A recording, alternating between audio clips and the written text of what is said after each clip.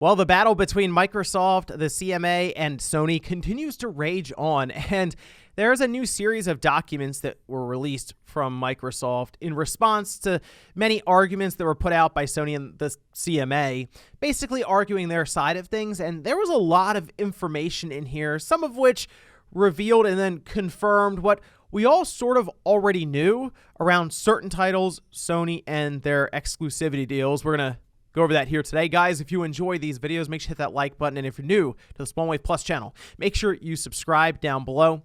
Let's head over here. This is a series of documents, about 111 pages. And Microsoft went over quite a bit here. One of the big things that's really being pointed out right now online has to do with Sony and their third-party exclusivity deals.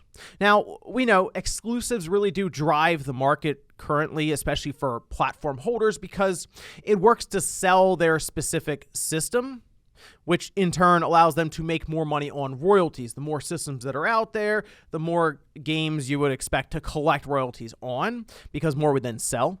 And in Sony's case, they definitely leverage third-party exclusivity deals quite a bit. Microsoft does it as well. And if you look at Nintendo, they rely more on their first-party games than anyone else. But in this series of documents, Microsoft definitely confirmed what most people already knew, specifically when it comes to Square Enix and Xbox. This was point 3.67.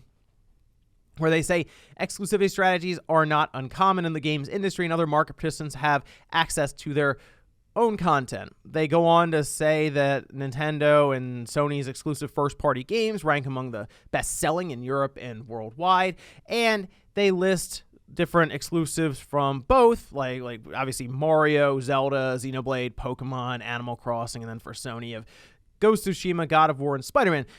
Microsoft's entire argument here, though, is that Sony doesn't necessarily just, I guess you'd say, pay for a game to exist with a third party. Part of the deal is that there is an Xbox exclusion clause. And you could also look at that as, hey, this is going to be an exclusive for our PlayStation brand. It won't be anywhere else. So they would also have exclusion for Nintendo, or even in some cases on PC, basically on any other platform. Microsoft kind of spinning some of this as it's just Xbox that's being excluded. But I mean, you can look at this as some examples like they show here. Final Fantasy VII Remake.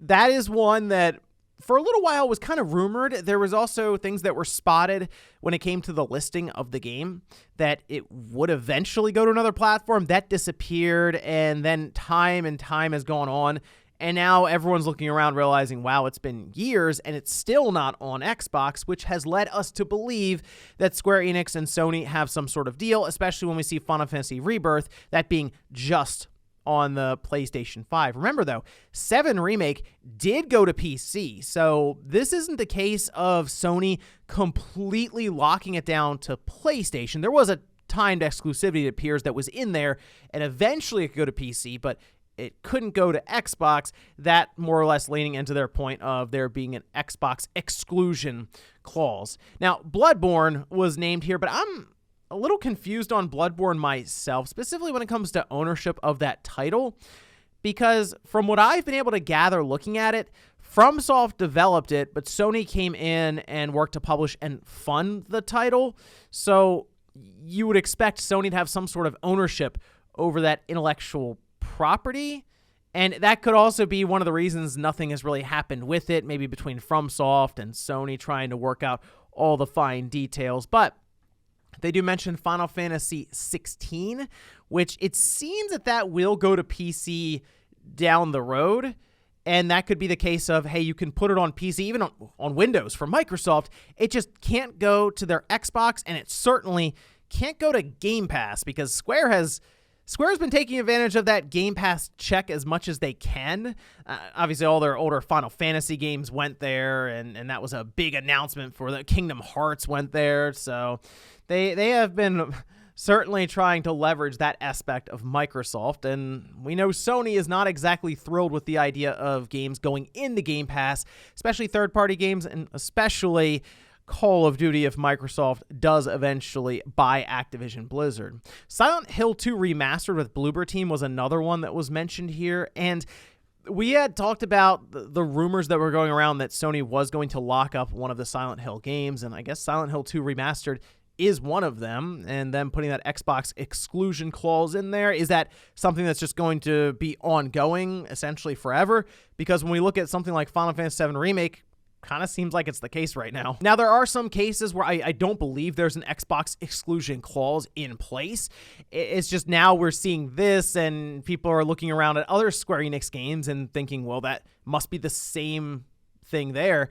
Final Fantasy Pixel Remasters, from what we've seen so far, I do think it could eventually go to Xbox, because all we've had revealed to us at this time were the collector's editions and like the physical copy.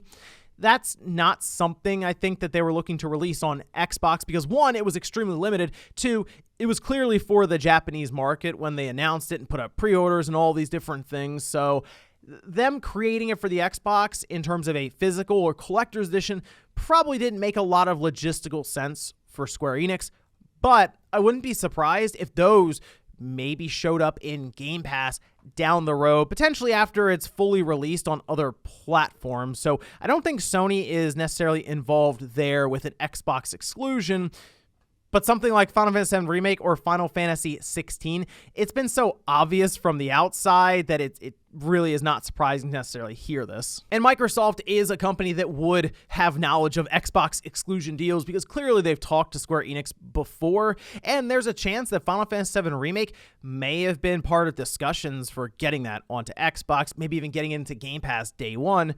But it almost seems like Sony became more involved with the situation of Final Fantasy Remake becoming a trilogy at this time, and maybe locking that up going forward. And that could be just the way it turns out, is that the Remake trilogy is only ever on PlayStation. But I guess you never know. Maybe far into the future, 10 or 15 years from now even, it eventually hits Game Pass. It just doesn't look like it's something that's going to happen anytime soon. And this entire argument that's really being presented here by Microsoft with these examples being brought up is once again just showing that the market is very competitive now, and Sony does quite a bit to try to stay on top, as you would expect them to, but that does include them, as Phil Spencer said, I think it was during a podcast, by making Xbox smaller, essentially having clauses that take game ports away from them. But let me know what you guys think about this one down below. Is it surprising to hear that, yes, there are Xbox exclusion contracts and clauses that are currently ongoing for something like Final Fantasy VII Remake or 16, or is it something that was so obvious looking at it that it's not a shock at all to finally see it officially put in writing? Thanks, guys, for watching, and I'll see you next time.